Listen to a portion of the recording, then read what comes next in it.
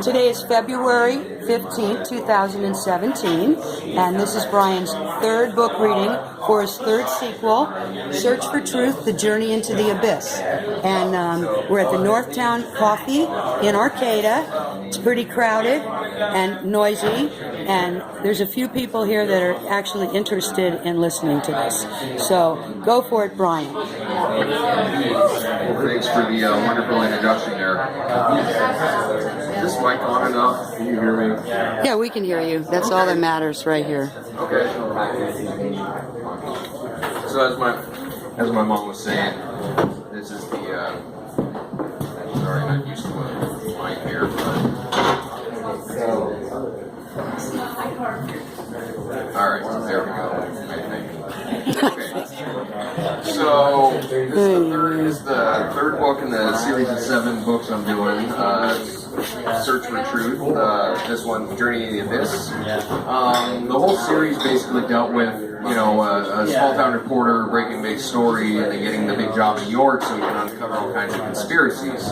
But what it ended up being is basically just a voice and a vehicle for putting my conscious thoughts out there about different subjects. There's a great love story, there's great humor, and I think a lot of things people can relate to. It's basically all about following synchronicities, and just putting yourself in the right place at the right time. This one happens to deal with private armies and militias. Half of it's in Jerusalem, and deals with the Palestinian-Israeli conflict. My shirt actually was the basis for the back cover that my mom so beautifully did. So here we go. Okay.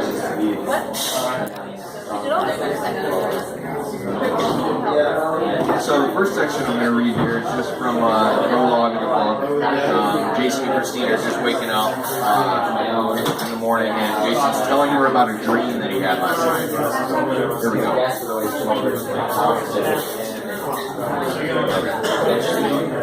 Overpriced private soldiers and undersatiated militias battled pink and orange sunrises for control of Jason's mind as it searched for a thought he could cling to. His mind never fired quickly when he woke up, half in reality and half stuck in the dream world where his days usually started. This was no ordinary mind-racing marathon the average insomniac put themselves through. It was a feeling stronger than 1,000 men, or maybe 2,000 depending on how long Jason obsessed about it. The only thought that stuck as he flung the 530-pound sheets off of his listless body was how strong he was going to make the morning coffee. I think you couldn't talk and turn anymore last night. I felt like I was sleeping with a soccer player, Christina artfully described. She always knew Jason appreciated a good sports metaphor. Soccer isn't a real sport. Now, if you would have said I was sleeping like a running back streaking towards the end zone, that's a reference I could get behind. Jason wasn't a big sports fan like when he was younger. The fact that his 30-something body was having aches and pains like never before caused him to think more critically about his activities. However, before he could express words of gratitude to the wide hazel eyes that shot an always loving salvo across his bow, he leaned over and kissed the lips that never dreamed of touching lipstick. What was that for? Christina inquired lovingly as she gently rubbed Jason's back. When did I ever need a reason to kiss you? Jason was told. It was easier than expressing the undying love my soul has for your soul.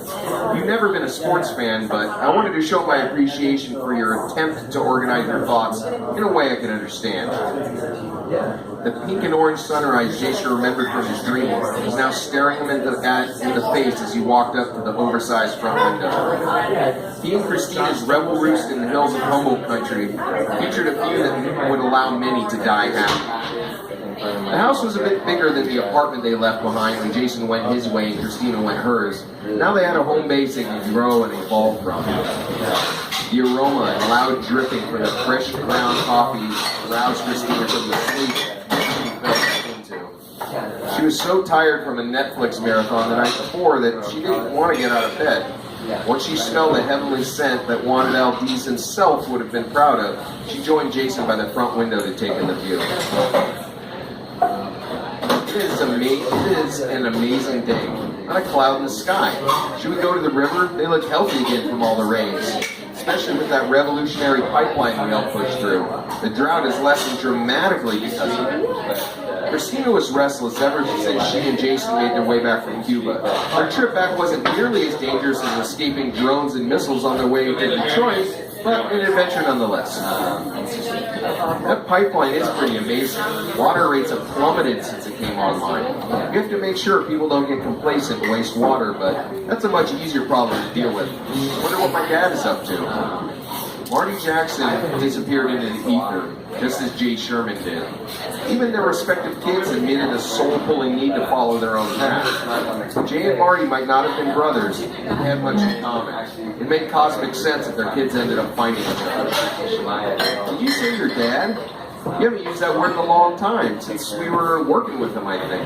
Hopefully he didn't find his way back to the entities. I know he had a thing for my mom, admitted Christina, with an apprehensive need to control her every word. If that guy, who knows? My mind has been going bonkers from my dream. It was so vivid, I really felt like I was there. We always feel like that when we're in our dreams. I remember every detail. Militias fought these private armies, and then other random groups would jump out of the woodworks, fighting and supporting different sides. You never knew who to trust. Sounds like a great movie. It would have been if I was watching it on a screen and not been right in the middle of it. Everybody was fighting everybody for control over territory, goods, wealth, and resource production. Then it showed me images of the pipeline and then back to the fighting again. Then there were piles of bodies everywhere, covering every inch of the ground. They disappeared, then more people showed up and the fighting continued. Then more bodies, and they disappeared, etc. Almost like a video game where you lose your life and then respawn back into the war. Jason spoke 1,000,000 miles a minute, which was unusual given that caffeine hadn't entered his bloodstream yet. That does sound like a video game, which is strange because you're not a gamer. Anyway, what happened next? Christina knew this dream and its analysis from the love of her life was building to something. She knew where this energy led them in the past, which made her nervously excited. Maybe it meant ending their 1-year absence from being reestablished in his worst nightmare. The coffee finished brewing before Jason finished the thought he was preparing for Christina. So he grabbed the biggest and most brightly colored mugs out of their mahogany stained cabinets. He proceeded to fill them with the jet black coffee that he always made way too strong. However, their purpose was to wake up and get on with their day, and strong and to the point was where they needed to be. He grabbed the steaming mugs and motioned for Christina to join them at the 6-person redwood table that was constructed by a neighbor.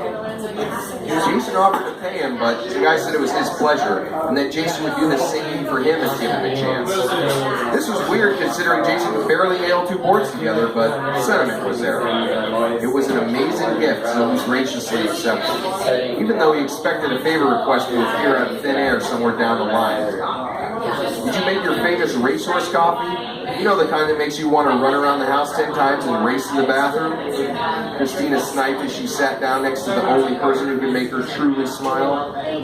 Definitely. I needed something to wake up my brain so I could analyze my dream from last night. It's been a while since we've been in the game, and for my own peace of mind, I need to find out if this leads somewhere we need to go, like the water park or the postcard. Since nothing was slipped under our door this morning, the phone hasn't rang since yesterday, I need to hypothesize what it means. I didn't tell you it stopped the fighting in my dream, did I? Jason thought. He sipped the rocket fuel that powered not only his mind but his body to move towards his intended destination. No, you didn't. You just went off on one of your tangents again, since the philosophical and intellectual place your mind goes is one of the most attractive things about you. I let you do your thing. Christina joined Jason on one of the wooden chairs surrounding their table, which reflected the disappearing color of the sunrise. After the fighters died and respawned what seemed like 100 times, I thought it would never end. It was when that thought entered my head that it caused a beautiful pink and orange sunrise to shine off all the warriors' faces. They put down their guns and knives, unattached their hands from the throats of their enemies, and stared at the sky. Not only was it weird that the fighting suddenly stopped, but it was the middle of the day when the color showed up. I knew it was a sunrise from having watched it when I woke up early enough. Anyway, after thousands of men and women looked at the sky for what seemed like an eternity, they gave each other hugs, handshakes, and friendly glances, acting like they'd been friends the whole time.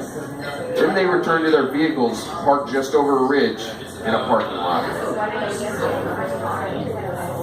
So that's the end of my first section. I was really proud of my first couple paragraphs, getting better at using descriptions and everything. So, anyways, on to section 2 here. Sorry, I'm not used to talking in a microphone, so bear with me, I guess.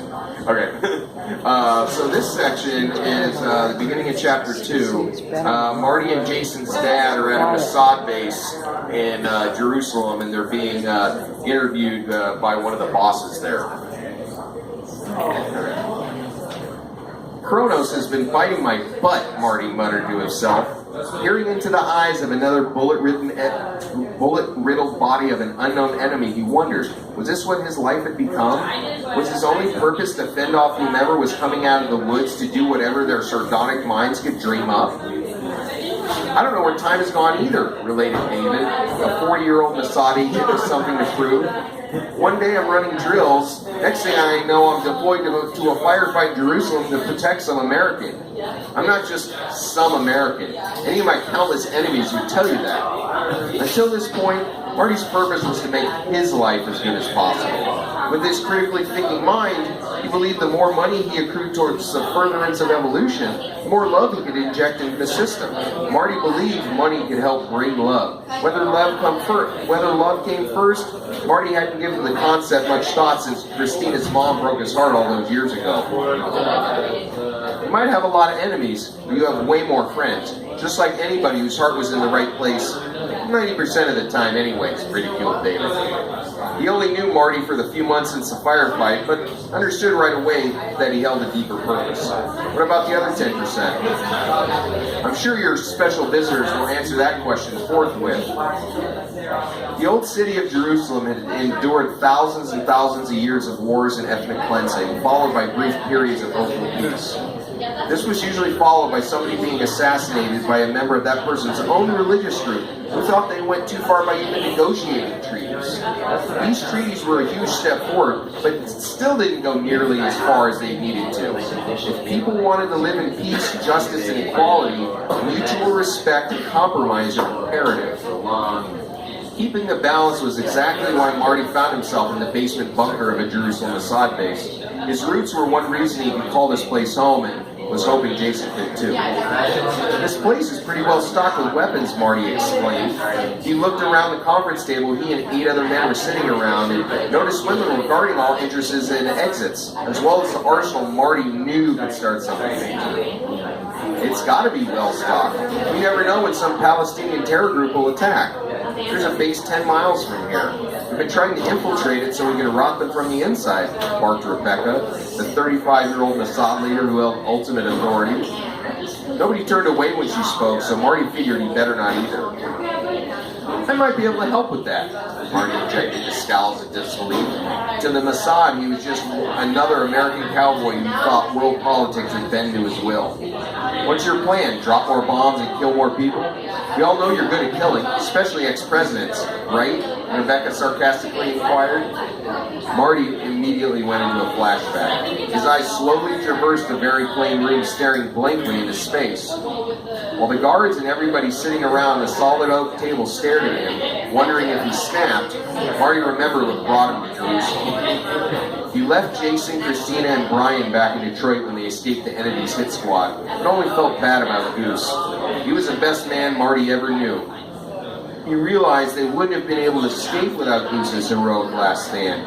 Running through the woods in thick brush while bullets flew by his ears, with his no longer estranged son and his consciousness-building crew, made him understand what was really important. You okay, man?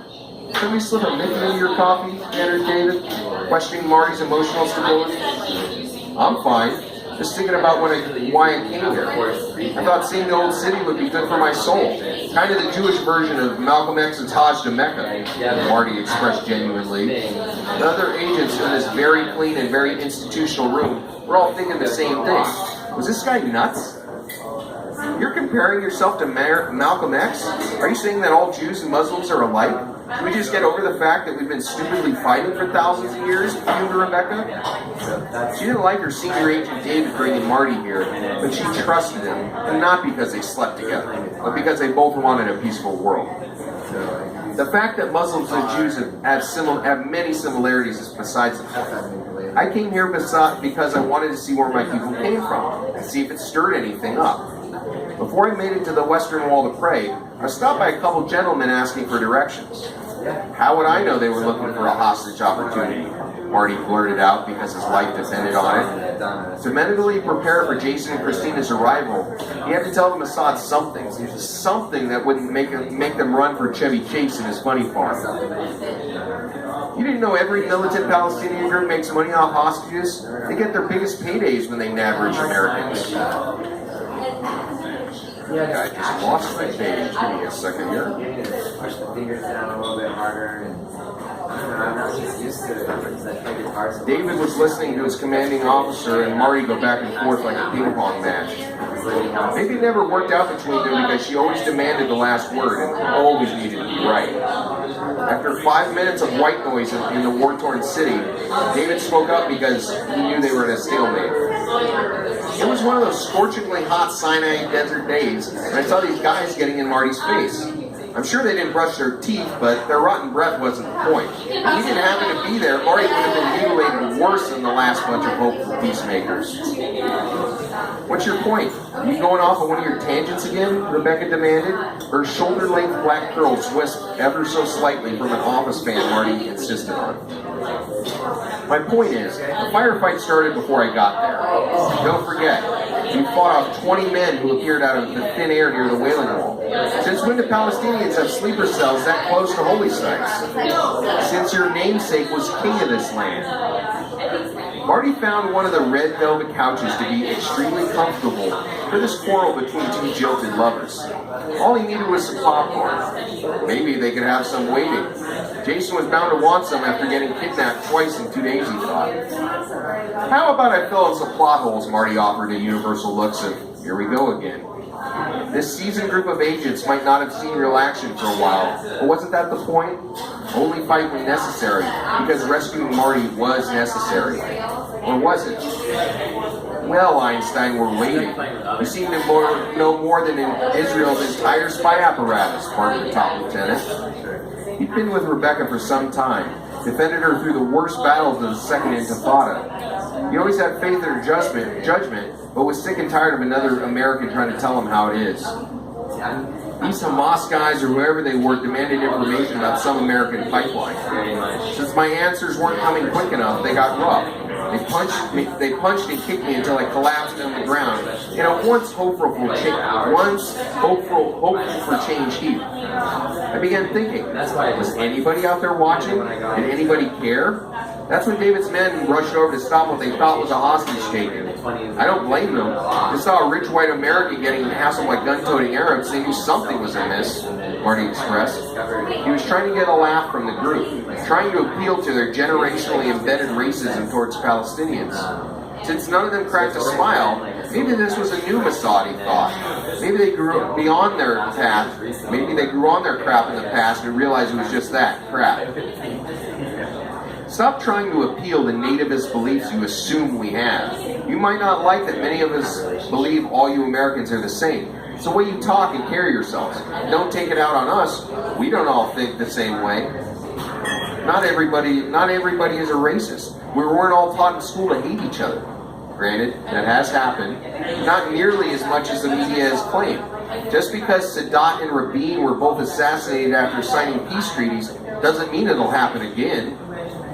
The laser-focused hazel eyes of Rebecca the Mossad leader made Marty realize he better watch his back. When one was in the old city, one always had to watch his back, he thought. So that is the end of my second section there. They're awaiting, Marty and David are awaiting Jason and Christina's arrival at this Mossad base, and so this next part is from when they're all sitting around the table kind of getting introduced. Maybe I could throw my 2 cents in, David queried, winking from new understanding. By all means, Christina answered. She wanted to be a facilitator of progress like Marty, just less murderous. Being the only actual Mossad at this table, expressed David, while the rest of the group gave him a no-shit look. I can admire you for wanting to come here to see how we construct our pipelines. But the last thing we need is more people gunning for us. You think you have enemies behind every tree? Try being surrounded by Arab countries on all sides, wondering when they'll finally build a rocket powerful enough to flatten a city. They teach their kids in school, or should I say, train their kids in school to hate, kill, and destroy. Don't you guys teach the same thing to your kids? Jason deduced. Christina felt uneasy about Jason challenging a guy who spends all day fighting terrorists. From the passionate for change look he gave her, however, she smiled, because the man she loved humanity even more. Some of our kids are taught to hate, sure. What are you supposed to do when people are constantly advocating for your destruction? Trying to make sure never again is really never again, David bellowed, wondering who this punk kid thought he was. Are you somebody who believes they can change things? You think you can chart a new course for a multi-generational fight that'll continue long after we're gone? Maybe. I want to do something. I mean, how are we any better? If we teach our kids the same thing they teach their kids, doesn't that make us just as bad? No. When was the last time you met a Jewish suicide bomber? Never. Well, then I suggest you shut up when you don't know what you're talking about. Marty had the same uneasy feeling as when Jason lured President Bowman into that trap. He hoped he wouldn't have to mete out the same income on David. Marty was really starting to like him. Besides, how would he, Jason, and Christina escape from somewhere in the desert surrounding Jerusalem? Jason gave Marty a look that said, let me handle this. I've been preparing for it my whole life. This passion was revealed when Marty first met Jason, something that constantly proved itself in real time. Christina grabbed Jason's arm as to say, I'm scared. Don't let this guy bury us in the desert. He let her know with a loving glance that this was but one more step into the unknown. Not quite an abyss, but something close. I'll have you know, I actually do know what I'm talking about. When I went to Hebrew school in America, we were taught that Arabs and Palestinians were evil. I was there. I know what I was told. Afterwards, I realized that people are different because we're all unique. We can't generalize about anybody we meet. We can't think any group believes monolithically. Jason happily revealed without a second thought. We've been marinated over the words emanating from Jason's mind. He started thinking about how Jews were generalized. When one group proves over and over they're a certain way, you have to expect the worst and prepare for whatever happens. While that's true, it's also not true. Have you met every single person in the world that belongs to any group? Unless you have, you don't know what you're talking about. Aren't unfounded theories why people call the Jews liars and schemers who want to control everything? I've heard such things. Well, then you know how important it is to upend that paradigm. You know as well as I do that there isn't one group in the entire world that has been more persecuted than Jews. Nobody has been expelled more or cordoned off in more ghettos than them. Given that history, how can you sit there and advocating doing the same thing to others? Doesn't the Torah say that all people deserve to be free, and that all people deserve to live their life without being put into an imaginary box? I put a few of them in not-so-imaginary boxes. I'm sure you have, or Marty here wouldn't be in your presence. What's that supposed to mean? Marty belted out because Jason was being the ungrateful bastard he always hoped he wasn't. All I mean is you've dispatched people, David here has dispatched people. It makes sense you two have grown close because people connect with others who have similar personalities. Jason snapped back with intense focus, so Marty let him continue. All I'm saying is that I love the Jewish people because I'm one of them. I've felt a strong connection to this land for as long as I can remember. It's been proven to me over and over again through all my experiences that not only are things rarely as they seem, but usually something completely different. People have way more in common with each other than they think, and can agree on a lot more than they disagree on when they let their bullshit fade away.